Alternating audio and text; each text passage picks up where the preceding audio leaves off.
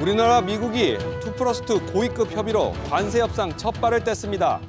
한국과 미국은 상호 관세 유예 기간인 오는 7월 3일까지 관세 폐지와 산업협력 등에 대한 패키지 합의를 추진하기로 했습니다. 강대강 치킨 게임을 벌이던 미국과 중국의 무역 갈등이 극적인 타협 전환점을 맞는 분위기입니다. 도널드 트럼프 미국 대통령이 중국에 대한 관세 인하 의지를 시사하자 중국도 일부 미국산 품목에 대한 125%의 추가 관세를 철회했습니다.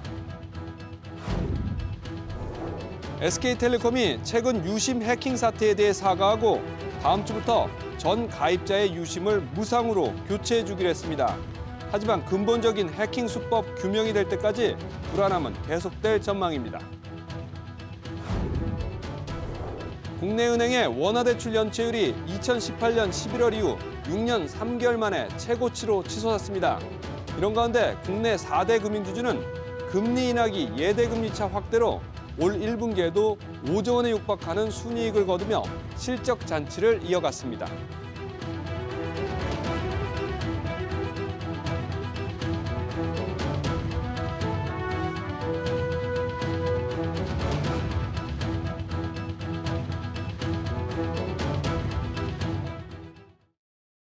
시청자 여러분 안녕하십니까? 4월 25일 금요일 저녁 뉴스 시작하겠습니다. 한국과 미국이 워싱턴에서 2+2 고위급 통상협의로 관세 협상 첫 발을 뗐습니다. 상호 관세 유예 기간인 오는 7월 초까지 관세 문제 등에 대한 패키지 합의를 추진하기로 했습니다.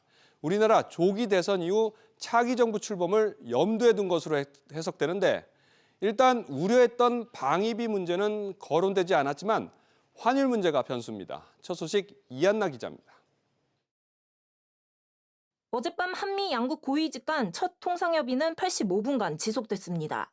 상호 관세 유예가 종료되는 7월 8일까지 관세 폐지를 목적으로 한 7월 패키지를 마련하고 관세, 비관세 조치, 경제안보, 투자협력, 환율 정책 등 4개 분야에 대한 논의를 계속한다는 게 핵심입니다. 한국의 정치 일정과 통상 관련 법령, 국회와의 협력 필요성 등 앞으로 협의에 있어 다양한 고려사항이 있음을 설명하고 이에 대한 미측의 이해를 요청하였습니다. 우리가 우려했던 방위비 분담금, 한미 FTA 개정, 소고기 수입 확대 문제는 언급되지 않았다는 게 정부 설명입니다. 다만 4가지 논의 대상에 환율 문제가 포함된 점은 부담이 될 수 있다는 관측입니다. 논의가 되면 미국에서는 환율 조작에 대한 증거 같은 것들을 제시를 할 텐데 이런 근거들이 제시되면 우리나라 협상력이 좀 떨어질 수밖에 없고요. 또 다른 품목에 대한 제한 혹은 LNG 개발이라든가 이런 것들에 연동될 수 있는 가능성이 있기 때문에 7월 패키지 딜은 조만간 있을 실무 협의와 다음 달 미 무역대표부 대표의 방안에서 구체화될 것으로 보입니다. SBS 비즈 이한나입니다. 네, 이제 4개 분야에서 논의될 세부 협의 과제와 오는 7월 초에 공개될 합의 내용에 어떤 게 담길지 관심이 집중되고 있습니다. 우리나라는 서두르지 않겠다며 포괄 협의에 의미를 두고 있는 반면에 미국은 빠른 합의 도출을 원하고 있어서 협상 속도를 두고도 향후 마찰 가능성도 있어 보입니다. 계속해서 조슬기 기자입니다. 정부는 이번 협의에서 가장 시급한 통상 현안으로 자동차를 꼽았습니다. 미국의 상호 관세와 품목 관세 부과가 양국 간 경제협력 관계에 부정적 영향을 미칠 우려가 있음을 설명하고 특히 우리 경제에 부정적 효과가 가장 큰 자동차 분야에 대해 중점 설명하였습니다. 최근 현대차가 대규모 투자 계획을 내놓은 만큼 25% 품목 관세 부과 조치를 철폐하고 나아가 90일간 유예된 상호관세 예외 적용을 패키지에 문구로 넣는 게 목표입니다. 우리가 지금 목표가 exemption 아니면 exclusion이거든요. 지금과 같은 이런 식의 관세 부과다 하는 거는 누가 봐도 실질적인 한미 FTA 위반이기 때문에 경제안보 투자 협력 방안도 7월 패키지에 포함이 유력한 분야입니다. 미국 측 주된 관심사인 조선과 에너지 분야 협력 의사를 밝힌 만큼 세부 이행 방안이 담길 것으로 보입니다. 특히 양국 간 조선업 기술 협력과 인력 양성 계획, 국내 조선업체들의 미국 내 투자 계획안이 포함될 수 있습니다. 미국이 요구해온 알래스카 LNG 사업 참여는 현장 실사 이상의 민간 기업 참여를 담보하기 쉽지 않을 것으로 예상됩니다. 또 LNG 원유 수입과 관련해 수입 규모 등을 7월 패키지에서 확정하거나 가스공사와 석유공사의 미국산 에너지 장기 공급 계약 가능성도 거론됩니다.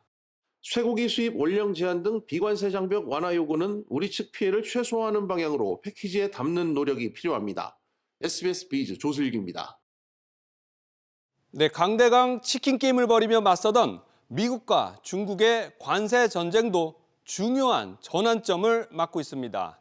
도널드 트럼프 미국 대통령이 145%인 관세 인하를 시사하고 있는 가운데 중국도 125% 관세 철회를 검토하고 있다는 관측이 나오고 있습니다. 취재 기자 연결합니다. 송태희 기자. 네. 중국이 이미 관세를 면제하고 있다고요? 중국 외교부는 공식적으로는 구체적인 상황을 모른다고 밝혔습니다. 하지만 미국 CNN은 무역 현장에서 메모리 칩을 제외한 미국산 반도체 8종에 대해서 관세를 부과하지 않고 있다고 보도했습니다. 또 블룸버그 통신은 에탄과 의료 장비 등에 관한 관세 면제도 검토되고 있다고 보도했습니다. 앞서 트럼프 대통령이 잇따라 유화 메시지를 내놨었죠. 그렇습니다. 트럼프 대통령은 최근 중국 측의 부인에도 불구하고 중국과 협상하고 있으며 145% 관세는 너무 높다. 2, 3주 안에 관세율을 인하하겠다고 말했습니다. 따라서 중국도 여기에 화답하는 모양새를 보이고 있지만 중국은 그동안 공언한 대로 미국이 먼저 공식적인 조치를 내려야 여기에 맞춰 공식적인 대응을 하겠다는 것으로 풀이됩니다. 그러니까 트럼프 대통령이 말로만이 아니라 뭔가 구체적인 내용을 밝혀야 중국이 대응하겠다는 입장인 것으로 해석이 되는군요. 그렇습니다. 중국 외교부는 어제에 이어 오늘도 협상하고 있다는 트럼프 대통령의 발언을 부인했습니다. 하지만 이미 두 나라의 산업과 경제는 위기감이 팽배했습니다. 중국에서 미국으로 가는 컨테이너 예약의 3분의 1가량이 줄었다는 보도가 나오고 있습니다. 반대로 월마트 등 미 소매업자들은 2주 내 진열장이 텅 빌 것이라고 이야기하고 있습니다. 이런 가운데 트럼프, 시진핑 두 지도자도 권력 기반이 흔들리기 전에 협상 마무리를 원할 것이라는 관측도 나오고 있습니다. 미중 협상 속도에 따라 우리나라를 비롯한 다른 나라의 관세 협상도 큰 영향을 받을 것으로 예상됩니다. SBS 비즈 송태입니다. 네, 이렇게 미국과의 관세 전쟁에서 물러서지 않고 있는 중국은 첨단 기술 굴기를 과시하고 있습니다. 미국의 수출 규제에 맞선 중국은 반도체와 AI뿐만 아니라 전기차 분야에서도 기술력을 연일 뽐내고 있습니다. 이 내용은 김동필 기자가 전해드립니다. 올해 상하이 모터쇼는 규모 면에서 역대 최대를 기록했습니다. 전시장 면적만 36만 제곱미터로 서울 모빌리티 쇼가 열린 킨텍스 제1전시장의 약 7배에 달합니다.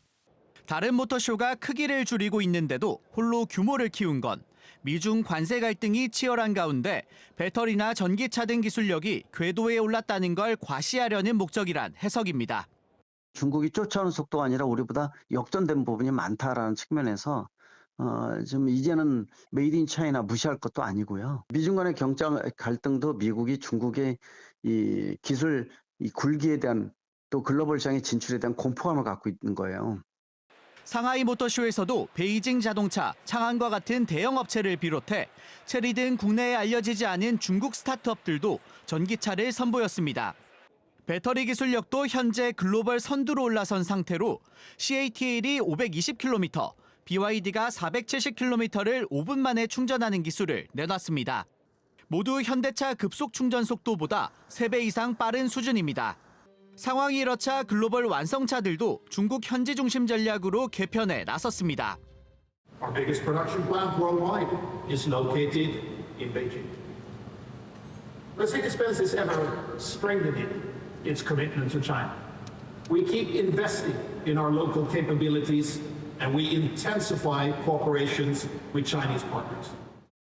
중국이 국가 차원 육성으로 반도체와 AI 등 첨단 기술 경쟁력을 갖추면서 관세 전쟁 협상력을 키우고 있어 미중 사이에 낀 한국의 외교 리더십이 더욱 절실한 상황입니다. SBS 비즈 김동필입니다. 다음 소식입니다. 경기 부진 속에 은행 연체율이 6년 3개월 만에 최고 수준을 기록했습니다. 얼어붙은 내수와 대외 여건 악화로 중소기업과 자영업자의 대출 연체가 크게 늘고 있습니다. 먼저 지웅배 기자의 보도입니다. 지속되는 불황에 자영업자들 속은 타들어만 갑니다. 도시가스, 전기요금 한 달에 한 번씩 내면 눈 나와요. 연체도 돼요. 우리가 연체하고 싶어서 하는 게 아니라 장사가 또 안 될 때가 있어요. 그럴 때는 하고 싶어서 하는 게 아니라 흐름이 어쩔 수 없이. 경기가 얼어붙으며 개인 사업자 중심으로 은행 대출 연체율에도 빨간불이 들어왔습니다. 중소법인과 자영업자인 개인 사업자 대출 연체율은 0.9%, 0.76%로 직전 달보다 각각 0.08%포인트, 0.06%포인트 상승했습니다. 이에 지난 2월 말 은행 연체율은 직전 달보다 0.05%포인트 오른 0.58%를 기록했는데 이는 2018년 11월 이후 6년 3개월 만에 최대치입니다. 2월 중 신규 연체 발생액은 2조 9천억 원으로 직전 달보다 3천억 원 줄었고 연체 채권 정리 규모는 1조 8천억 원으로 8천억 원 늘었지만 연체율은 오히려 상승세를 보였습니다. 중소기업 대출이나 자영업 대출 쪽은 상당히 위험 대출에서 경기 연동이 많이 되고 있거든요. 경기가 안 좋다 보니까 자영업자의 현금 흐름이 안 좋고 기업의 매출이 줄어들면서 가계대출 연체율은 0.43%로 직전 달과 같은 수준을 나타냈습니다. 주택담보대출 연체율 역시 0.29%로 직전 달과 유사한 수준이었지만 이를 제외한 가계대출 연체율은 0.89%로 같은 기간 0.05%포인트 상승했습니다. SBS 비즈 지웅배입니다. 이처럼 극심한 경기 침체가 길어지면서 중장년층에게는 좀 거부감이 있던 중고거래가 이 젊은 세대를 중심으로 일상 소비로 자리 잡아가고 있습니다. 이에 유통 대기업들까지 중고 시장에 뛰어들며 새로운 먹거리 확보에 나섰습니다. 신채영 기자입니다. 신세계그룹의 이커머스 G마켓이 중고 명품 플랫폼 구구스와 손잡고 G마켓에서 중고 의류와 가방 등을 팔기 시작했습니다. 패션 플랫폼 1위 무신사는 오는 3분기 무신사 유즈들을 론칭하고 타사 중고 제품도 가리지 않고 판매할 예정입니다. 당근마켓이 동네 주민 간의 직거래 방식으로 중고 시장을 키운 가운데 유통 대기업들은 저마다의 방식으로 중고 판매를 신사업으로 점찍었습니다. 번기장터는 해외로 사업을 확장해 해외 소비자 전용 플랫폼에서 K-팝 중고 굿즈 등을 팔면서 매출이 1년 사이 60% 넘게 성장했습니다. 한 달에 적어도 한두 번 이상은 구입하거나 파는 것 같아요. 거의 새 제품을 중고로 대부분 많이 사는 경향이 있어서 새 제품인데 거의 반값에 올리시는 분도 많아가지고. 젊은 세대 사이에선 중고 거래가 새로운 소비 문화로 자리 잡았습니다. 대한상공회의소에 따르면 소비자 10명 가운데 7명은 중고 거래를 긍정적으로 봤는데 좋은 물건을 저렴하게 살 수 있고 또다시 중고로 되팔 수 있어 경제적이라는 인식이 많았습니다. 학교나 직장이 멀어서 잠시 원룸이나 뭐 이런 데 사는 분들도 많아요. 빨리 사서 쓰고 간단하게 이런 수요가 특히 MZ세대가 중장년층보다 더 많을 수 있어요. 아무래도 물가가 높아진 고물가도 당연히 영향을 미치고요. 불황 속 고물가 상황도 중고거래 활성화에 한몫하면서 중고시장은 급성장할 전망입니다. SBS 비즈 신채원입니다. 연체율이 치솟고 있기는 하지만 은행권은 불황의 무풍지대입니다. 국내 4대 금융지주의 1분기 성적표가 나왔는데 금리 인하기, 예대 금리차 확대 속에서 다시 한번 실적 잔치를 이어갔습니다. 유선우 기자. 네, 류선우입니다. 4대 금융지주의 순이익이 1분기에만 5조 원에 육박했군요. 네, KB, 신한, 하나, 우리 등 4대 금융지주의 올해 1분기 순이익은 4조 9,200억 원대를 기록했습니다. 전망치인 4조 8,800억 원대를 훌쩍 웃도는 수준입니다. 금융지주별로 살펴보면 KB금융은 이자 수익 감소에도 빗썸과의 제휴 등 안정적인 자금 조달을 통해 1분기 사상 최대 실적인 1조 6,973억 원을 기록했습니다. 신한금융도 1분기 역대 최대인 1조 4,883억 원의 당기순이익을 기록했습니다. 특히 KB 신한은행의 1분기 순이익은 1조 1,280억 원대로 지난해 같은 기간보다 21.5% 증가했는데 1분기 홍콩 ELS 손실에 따른 충당금을 털어낸 기저효과로 풀이됩니다. 하나금융도 같은 기간 당기순이익 1조 1,277억 원을 기록했습니다. 지난해 같은 기간보다 9.1%, 937억 원 증가한 수치로 시장 기대치를 웃도는 실적인데요. 은행에서 기업 우량대출과 주택담보대출이 지난해 연말보다 증가한 영향이 컸습니다. 우리금융은 올해 1분기 6,156억 원의 당기순이익을 기록했습니다. 지난해보다 약 2천억 원 줄었는데 미래투자 등을 위한 일회성 비용이 반영된 영향으로 풀이됩니다. 네, 우리 경제의 역성장 쇼크 속에서 금융권의 이런 나홀로 실적 잔치에 조기 대선을 앞두고 상생 압력도 더 높아지겠군요. 네, 이런 추세라면 4대 금융지주는 올해 연간으론 17조 원이 넘는 순이익을 거둬 또다시 사상 최대 실적을 경신할 것으로 보이는데요. 올해 우리나라 경제 성장률은 0%대를 기록할 거란 관측이 나오는 상황입니다. 이렇게 금융지주들만 나홀로 호실적을 기록하면 상생금융에 대한 압박이 커질 수밖에 없는데요. 특히 기준금리 인하 국면에서도 은행들이 대출금리는 찔끔, 수신금리는 대폭 내리면서 예대금리 차는 확대되고 있습니다. 불황 속 이자 장사 논란이 지속되며 금융권은 좋은 성적표에도 표정 관리를 할 수밖에 없는 상황입니다. SBS 비즈 류선우입니다. 수요 폭증에 사상 처음으로 골드바 공급을 중단했던 한국조폐공사가 광주은행을 시작으로 공급을 재개했습니다. 다음 달 중순에는 모든 금융기관에 골드바 공급이 재개될 것으로 보입니다. 신다미 기자. 네, 신다입니다. 이 귀한 몸 골드바 이제 은행에서 다시 살 수 있게 되는 건가요?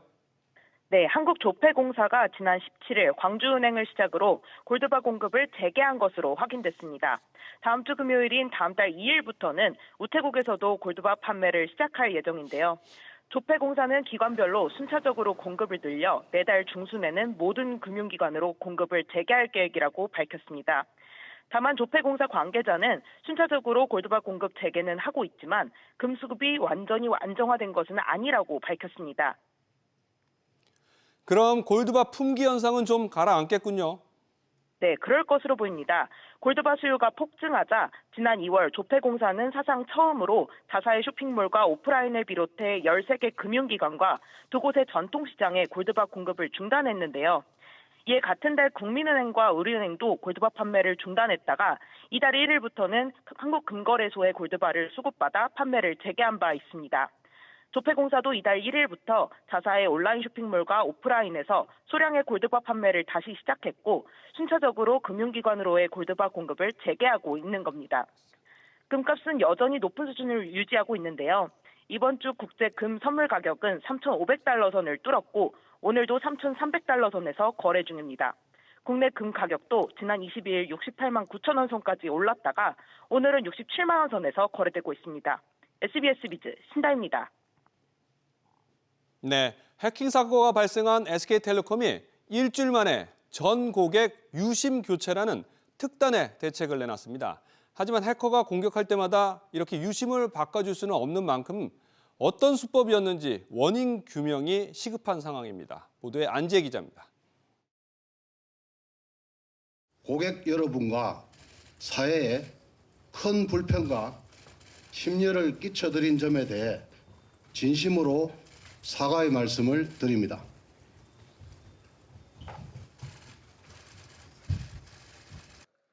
유영상 대표가 직접 사과와 함께 전고객 유심 무료 교체를 발표했습니다. 기존 대책에도 소비자 불신이 줄지 않자 근본 대책이라며 특단의 카드를 빼든 겁니다. 불법 인증을 시도하는 거에 대한 차단 시스템 FDS와 그다음에 유심 보호 서비스 두 개를 만약에 결합을 하게 된다면 유심 교체에 준하는 그런 효과가 있다라고 저희는 생각을 하고 있습니다. 그럼에도 불구하고 추가 선택지를 드린 걸로 이렇게 이해를 해주시면. 전문가 평가도 긍정적입니다. 심 교체를 해준다면 해커가 가지고 있는 정보가 무용지분이 될 수밖에 없습니다. 왜냐하면 새로운 정보가 전부 다 거기 들어가게 되기 때문에요. 하지만 해킹 방법과 원인을 모르는 게 여전한 불안 이유입니다. 바꿨는데 또 다시 공격을 해와서 그다음에 똑같이 뚫리면은 똑같이 또 다시 바꿔줄 수밖에 없는 상황이 되니까요. 결국 완전한 고객 보호 조치는 민관합동조사단의 원인 조사 결과 발표 이후에나 가능할 전망입니다. 회사 측은 전체 2,480만 고객의 유심 교체 비용에 대해서는 유동적이라며 함구했습니다. SBS 비즈 안지혜입니다. 뜨거워지고 있는 조기 대선 레이스 소식도 전해드리겠습니다. 이재명 더불어민주당 대선 경선 후보가 재개발 재건축 문턱을 낮추겠다며 수도권 주택 공급 공약을 내놨습니다. 국민의힘 대선 경선 1대1 마스 토론에서는 한동훈, 홍준표 후보가 맞붙었는데요. 취재 기자 연결합니다. 정보윤 기자. 네, 정보윤입니다. 이재명 후보의 주택 공약 중 핵심 내용이 뭔가요? 네, 서울의 노후 도심에 대해 재개발, 재건축 진입 장벽을 낮추는 가운데 용적률을 상향하고 분담금 완화를 추진한다는 내용이 골자인데요. 교통이 편리한 제4기 스마트 신도시 개발도 공약하며 공급 측면을 강조했습니다. 이재명 후보 캠프 측은 5년간 250만 호 정도를 적정 규모로 보고 있습니다. 아울러 분당과 일산, 평촌 등 1기 신도시는 노후 인프라를 전면 재정비하고 GTX 소외 지역을 줄여 수도권을 1시간 경제권으로 연결합니다. 또 홍릉과 상계는 바이오메디컬 클러스터로 남대문, 성수동은 도심 제조업밸리, 구로, 양재 등은 AI, IT 산업밸리로 재편할 계획입니다. 2차 경선을 앞두고 있는 국민의힘 후보들의 토론도 계속해서 이어지고 있죠. 네, 국민의힘 경선 후보들은 어제에 이어 1대1 맞수 토론을 이어갔는데요. 한미 통상협의 의제 중 하나인 알래스카 LNG 개발과 관련해 한동훈 후보는 협상 카드로선 찬성하지만 경제성 확보가 어렵다고 지적했는데요. 홍준표 후보는 우리나라 에너지 수입 비용의 절반을 미국으로 돌리면 미국의 무역 적자를 메꿀 수 있다고 말하기도 했습니다. 한편 안철수 국민의힘 경선 후보와 이준석 개혁신당 후보가 판교 테크노밸리에서 토론회를 갖기도 했는데요. 이 자리에서 안 후보는 과학기술 인재를 100만 명 양성하고 GDP 대비 R&D 투자 비중을 5%까지 확대해 AI 세계 3강에 진입하겠다는 구상을 발표했습니다. SBS 비즈 정보윤입니다. 더불어민주당과 국민의힘 모두 주 4.5일제를 꺼내들면서 근로시간 단축이 대선 주요 이슈로 부상하고 있습니다. 과연 현실화 가능성은 얼마나 있는지 정동진 기자가 짚어봤습니다. 거대 양당이 주 4.5일제를 내놓자 기대의 목소리도 커지고 있습니다. 특정 요일이 일이 많아서 강제로 좀 일을 더 해야 되는 경우가 있기 때문에 하루를 일찍 퇴근하는 날이 있으면 그 시간을 빼서 다른 요일로 분배를 해서 내수 진작에 좀 도움이 되지 않을까? 그 시간에 조금 더 밖에 나갈 수 있고 돈을 쓰게 될 테니까. 민주당표 4.5일제의 핵심은 법정 근로시간을 줄이는 겁니다. 급여가 낮아지지 않도록 임금 보전책도 마련할 계획입니다. 하지만 기업의 부담을 줄이기 위한 구체적 방안은 아직 마련되지 않았습니다. 생산성을 제고할 수 있는 투자력이 없으면 결국은 줄어든 노동시간만큼 새로운 사람들이 대체를 해줘야 되는 거 아니에요. 중소기업은 오히려 그런 여력이 적기 때문에. 국민의힘표 4.5일제는 근로시간을 줄이지 않습니다. 또 노사합의를 전제로 합니다. 그런데 정작 대선 후보들은 소극적인 태도를 보이고 있습니다. 홍준표 후보 측은 근로자와 사용자 간 계약이 우선이라고 했고 김문수 후보 측은 일률적 규제는 현실에 맞지 않다고 지적했습니다. 후보들이 미온적인 상황에서 노사 갈등 등 현실적 장벽을 넘을 수 있을지에 대한 회의론이 나옵니다. 표면적으로는 이제 근로자들 표도 좀 가져가려고 그렇게 똑같이 제시한다라는 약간 모양 내는 그냥 그 정도의 실효성 없는 얘기. 노동시간 단축은 과거에도 수차례 논의됐지만 임금 보전과 기업 부담 문제 등에 가로막혀 논의가 진전되지 못했습니다.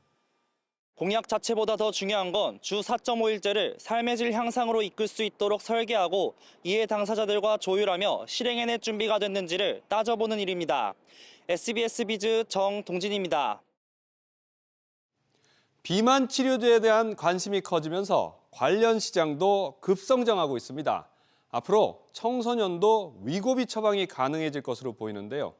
주요국처럼 보험 적용이 필요하다는 의견도 나옵니다. 보도에 오정인 기자입니다. 서울 종로의 약국거리, 기적의 비만약이라 불리는 위고비를 판매 중이란 안내문이 붙어 있습니다. 우리는 41만 원 받는데 지금도 없으면 싹센다가 완전 범죄이에요. 위고비의 처방 가격은 40만 원에서 80만 원 선까지 2배나 차이 납니다. 수요는 급증하는데 공급은 한정적이라 사실상 의사나 약사가 부르는 게 값인 상황입니다. 점점 늘어나는 것 같기도 하고요. 남자분들도 많이 쓰시고 여자분들도 많이 쓰세요. 초반에 비해서 많이 알려져다 보니까.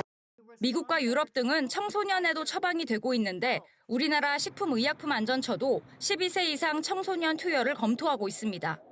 위고비와 삭슨다가 배에 주사하는 형태인데 반해 손쉽게 먹는 비만약도 미국 당국의 승인을 앞두고 있습니다. 이에 따라 비만약 시장은 지난해에만 21조 원, 불과 5년 뒤 5배 급증한 110조 원대로 급성장할 전망입니다. 지금까지 인식 자체가 미용 쪽에 한계점이 있었지 않았는가. 일본만 하더라도 시적으로 공적보험에서 지원을 합니다. 질병으로서 사망률을 낮추고 국적보험이든 민간보험이든 검토와 해법이 좀 필요하지 않을까 이런 생각이 듭니다.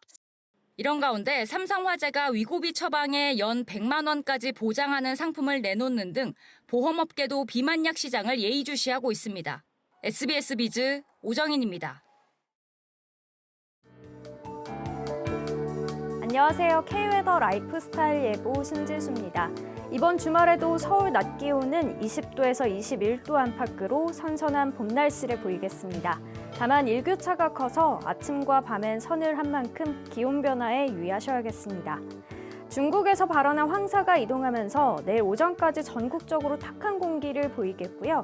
내일 오후엔 전국 미세먼지 농도 보통 수준으로 완화되겠습니다.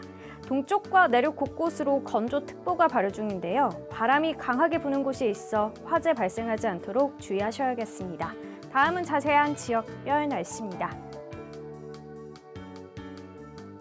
중부지방 아침 기온 서울 8도, 세종 5도로 출발해 낮 기온은 서울과 세종 21도 보이겠습니다. 동해안 지방 강릉 아침 기온 11도, 낮 기온은 21도 예상됩니다. 남부지방 전주와 대구의 아침 기온 7도로 시작해 낮 기온은 전주 22도, 대구 25도 예상됩니다. 바다의 물결은 전해상이 최고 2.5m로 약간 높게 일겠습니다. 올해 일요일 기압골의 영향으로 제주도에 비가 조금 내리겠습니다. 날씨였습니다. 네, 금요일 저녁 뉴스 마치겠습니다. 시청해주신 여러분 고맙습니다.